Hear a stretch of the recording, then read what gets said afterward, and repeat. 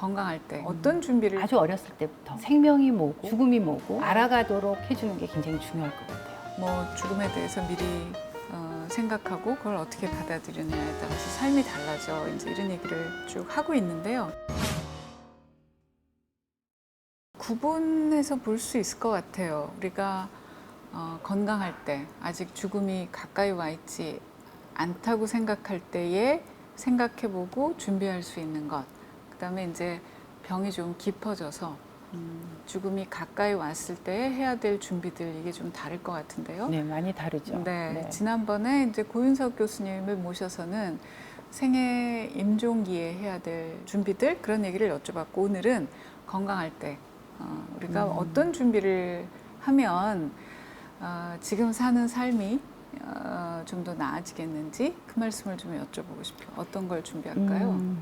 제 생각에는 아주 어렸을 때부터 도대체 생명이 뭐고 죽음이 뭐고 이거에 대한 개념 네. 이런 거를 그 연령에 맞게 네. 알아가도록 해주는 게 굉장히 중요할 것 같아요. 네. 요새는 하도 그 반려견들 뭐 반려묘 많이 키우잖아요. 네. 가족이잖아요. 네. 근데 우리보다 훨씬 짧은 시간을 예. 살고 이제 세상을 뜨기 때문에 많은 가정에서 키우던 겪죠. 네. 그런 반려동물들 죽음을 그러네요. 이제 목도를 하거든요. 네. 그런 걸 통해서도 사실은 우리가 그냥 그걸 그대로 사람에게 적용하면 되는데 그러네요. 네. 이제 그걸 통해서도 거꾸로 뭐 집착을 보이거나 뭐 너무 슬퍼하거나 또 상실 때문에 괴로워하거나 그런 걸 다 겪어요. 그래서 그걸 통해서도 얼마든지 죽음 공부를 할 수가 있고요. 네. 그래서 저는 아주 어릴 때부터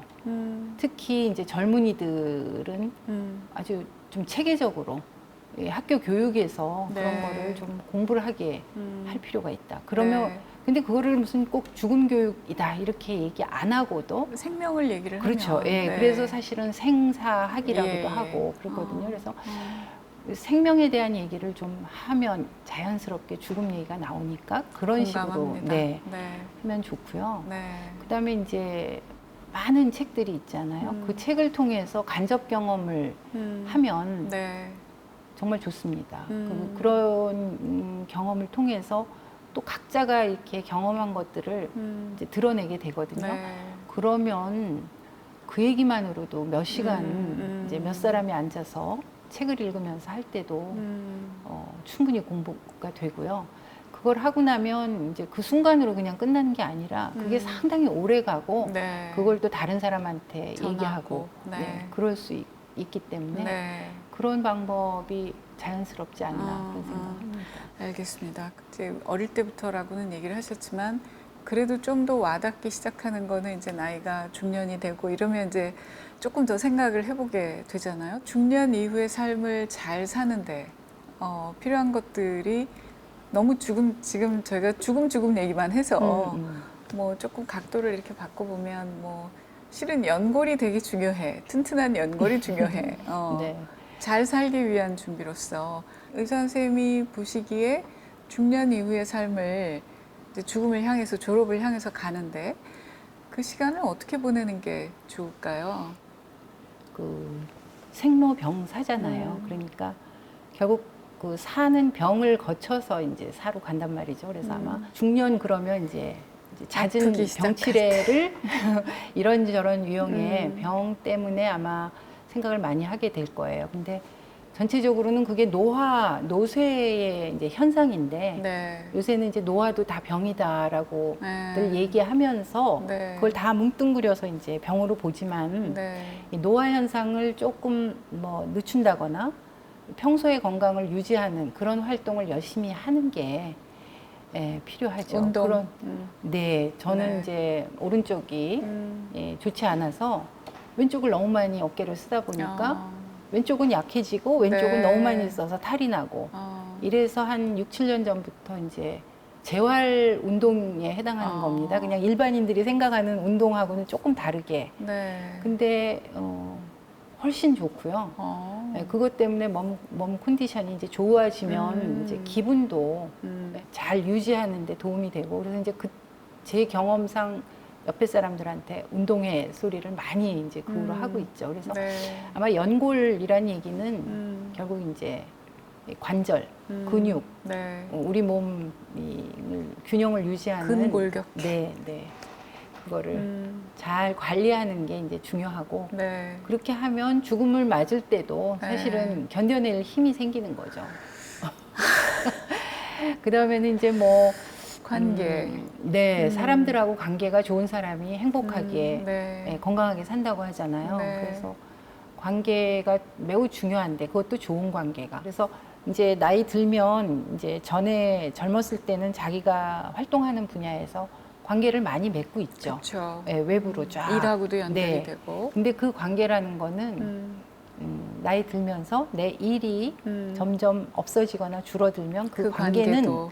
유지하려고 해도 유지하기 어려운 관계들이 네. 아마 훨씬 많을 겁니다. 네. 그래서 그 나의 주변의 이제 사람들과의 관계 중에서도 많이 솎아내야죠.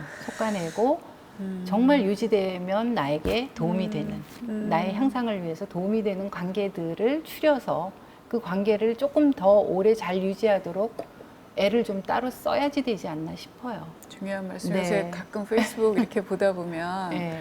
뭐 패친을 정리했습니다 이런 거 올라오거든요. 네.